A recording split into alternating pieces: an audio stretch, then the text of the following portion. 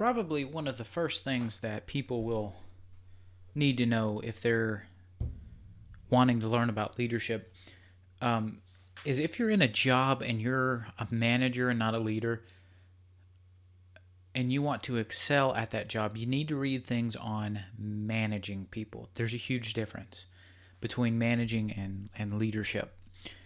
Um, Basically, it just deals with vision and vision casting, but that has a large impact on how you relate to people and what you can do with them. If you're managing people and you're a good manager, you won't necessarily make a good leader. And good leaders don't necessarily make good managers. So you have to know your role. That's the first thing I tell people. If I'm talking with someone and they're asking me about leadership in a practical sense, I ask them, what role are you going to play?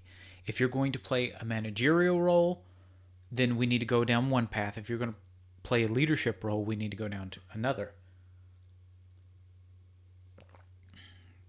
English breakfast tea, decaf, good stuff. So, a good manager knows how to take vision and implement that vision within the bounds, and implement methods that bring people along within the bounds of the vision. Good managers are people whom leaders will turn to and say, I need X, Y, and Z done. This is where we're going. And the manager will turn around and do X, Y, and Z. Managers tend to operate within a prescribed framework. They're not wandering off in the bushes trying to figure out things. They're trying to make sure that all of the gears, all of the methods that have historically worked continue to work. Managers are priceless in any organization, but management and leadership are different.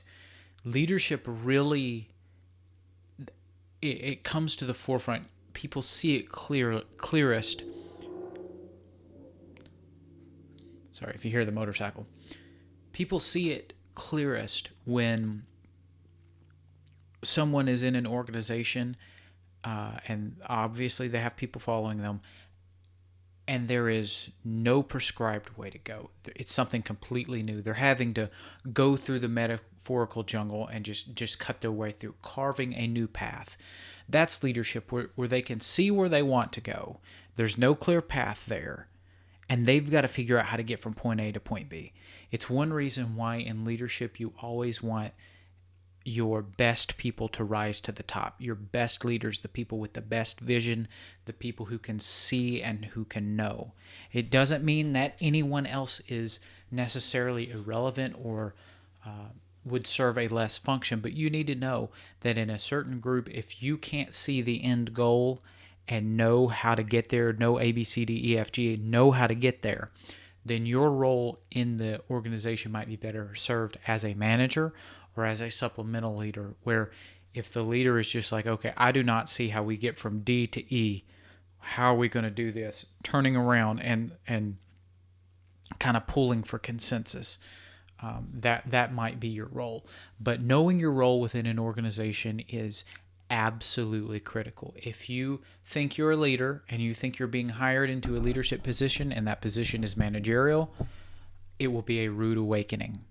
Vice versa, if you think you are a manager and you're hired into a leadership role, that will be problematic. So whatever you do, consider that you need to know your role, and you need to know if you're being hired or you're in an organization, need to know whether your function is a leader or a manager, and then learn and study accordingly and act accordingly.